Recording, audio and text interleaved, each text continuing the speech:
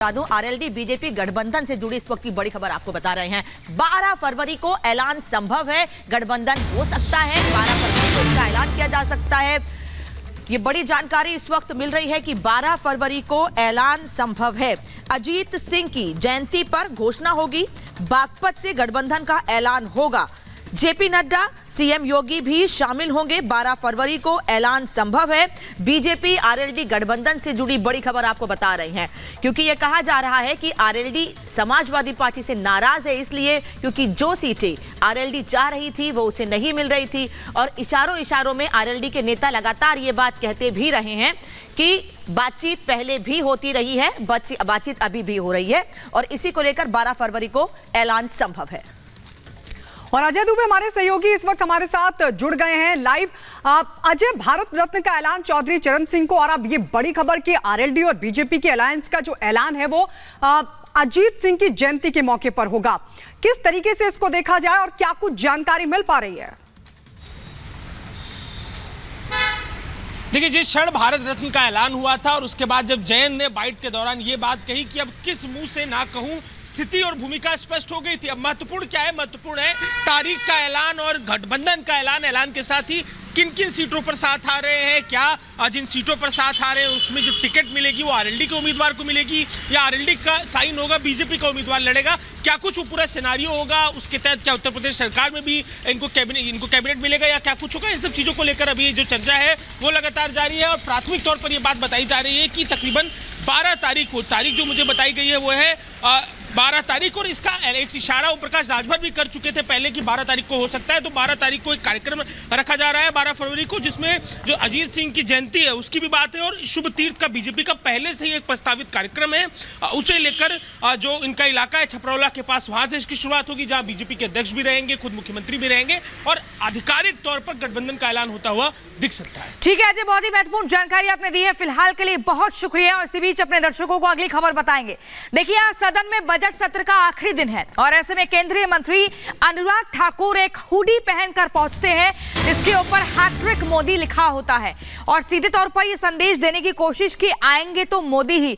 बड़ी खबर आपको बता रहे हैं, केंद्रीय मंत्री अनुराग ठाकुर मोदी हैट्रिक लिखा टी शर्ट पहनकर संसद भवन पहुंचे। आप अपनी टीवी स्क्रीन पर देख रहे हैं, यही वो टी शर्ट है जो कि भगवा रंग में उसमें लिखा हुआ है नमो भारत और हैट्रिक मोदी, यानी कि आएंगे तो मोदी ही। तीसरी बार फिर से मोदी के आने का यहां पर विश्वास दिख रहा है। तीसरी बार मोदी सरकार, अब की बार 400 पार। देश का वातावरण मोदीमय हुआ है, राममय हुआ है, और मैं ये कहना चाहता हूँ, जिस तरह से गरीबों का कल्याण, देश का विकास पिछले 10 वर्षों में हुआ, देश की जनता ने मन बनाया है। तीसरी बार मोदी सरकार लाएंगे, 400 पार करके दिखाएंगे, मोदी जी हैट्रिक लगाएंगे। नमो हैट्रिक, क्योंकि नरेंद्र मोदी जी तीसरी बार देश के प्रधानमंत्री बनने जा रहे हैं। भारत की अर्थव्यवस्था दुनिया की तीसरी सबसे बड़ी अर्थव्यवस्था शीघ्र होने वाली है, और ईमानदारी के साथ सरकार जो चलाई उसका कल हमने श्वेत पत्र जारी करके भी दिखाया है कि कैसे भारतीय जनता पार्टी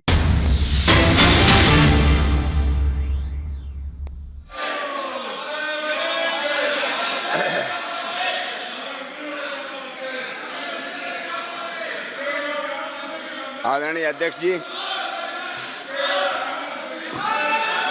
भगवान राम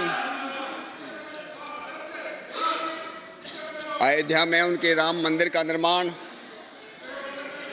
और 22 जनवरी को रामलीला की प्राण प्रतिष्ठा का जो ऐतिहासिक काम अयोध्या के अंदर हुआ, जिस कालखंड के कम से कम भगवान राम के नाम पे तो शांत हो जाए आप लोग।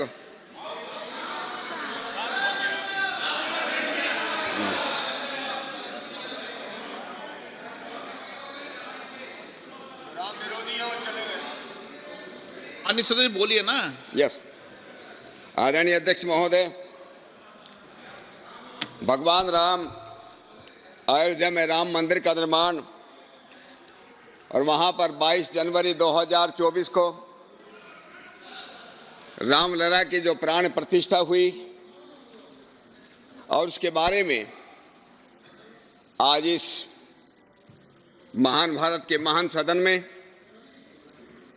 आज़ाद भारत के इस महान सदन में, जो सदन हम सब लोग सांसदों को गौरवान्वित करता है, उस सदन में भगवान राम के बारे में बोलना, उनके मंदिर के बारे में अपना प्रस्ताव रखना मेरा बहुत बड़ा आज सौभाग्य है।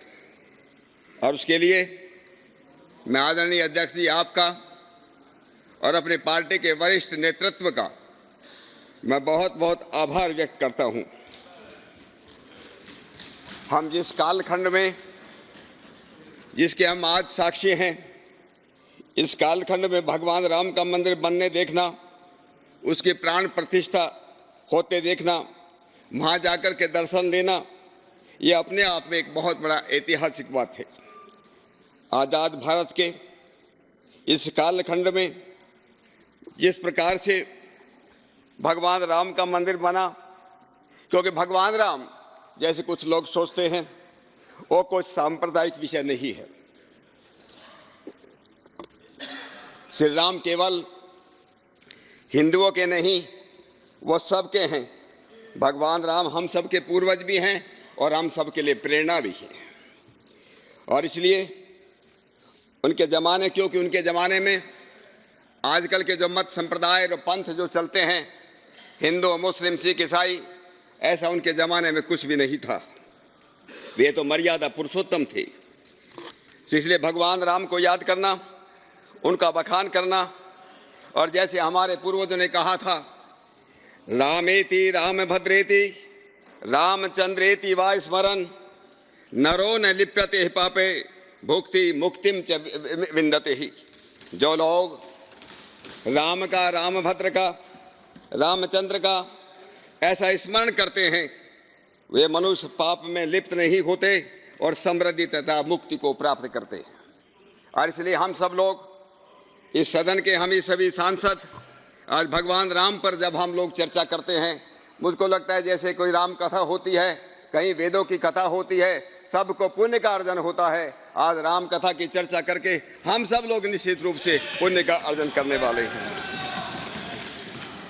अयोध्या में राम मंदिर की बात करने से पूर्व मैं इतना बात जरूर मैं कहना चाहता हूं कि राम हमारे लिए एक भावना है, राम हमारा भाग्य है, राम हमारी इच्छा है।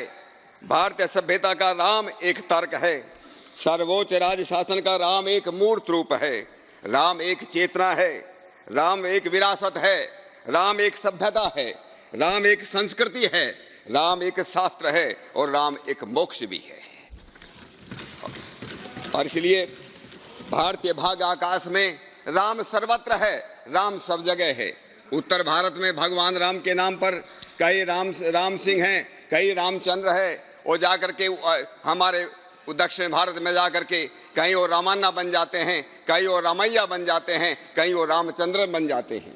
उनके नाम पर कहीं रामपुर स्थापित होता है, कहीं रामागुंडम स्थापित होता है, कहीं रामेश्वरम बन जाता है। इसलिए राम जो है घट घट में वासी है, रोम रोम में वासी है। और इसलिए भगवान राम के बारे में जब हम लोग बात करते हैं, मुझे लगता है भगवान राम का व्यक्तित्व इतना विशाल और इतना विराट है। उसकी भारत और केवल मात्र भारत की भौगोलिक सीमाएं में नहीं, भारत की भौगोलिक सीमाएं तोड़ करके चाहे इंडोनेशिया हो, जावा हो, मलेशिया हो, दुनिया के पता नहीं कितने देशों में जाकर के राम जाकर के स्थापित हो गया। इसलिए सत्य सनातन और शाश्वत इस भगवान राम को हम लोग मानते हैं। और इसलिए मैं कुछ बातें जो है भगवान राम के मंदिर बनने से पहले कुछ बातें मैं इसलिए भी बताना चाहता हूँ कि भगवान राम हमारे पूर्वजों के हिसाब से, वाल्मीकि रामायण के हिसाब से, क्योंकि उनके बारे में सबसे ज़्यादा जानने का अगर कोई प्रामाणिक सोर्स है, प्रामाणिक स्रोत है, तो उसको हम वाल्मीकि रामायण कहते हैं। और वाल्मीकि रामायण के हिसाब से और हम जितने पूर्वजों ने हमारी किताबें लिखी हैं, पुस्तकें लिखी हैं, उनके हिसाब भगवान राम 24वें त्रेता में पैदा हुए।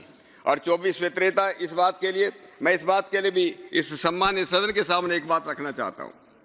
2007 के अंदर जब रामेश्वरम और श्रीलंका के बीच में राम सेतु के निर्माण का प्रोजेक्ट तैयार हुआ, उस समय उस समय की जो सरकार थी, उस समय की कांग्रेस सरकार ने, उनके संस्कृति मंत्रालय ने उच्चतम न्यायालय में जाकर के एक शपथ पत्र दिया और शपथ पत्र ये दिया कि भगवान राम नाम का कोई व्यक्ति इस धरती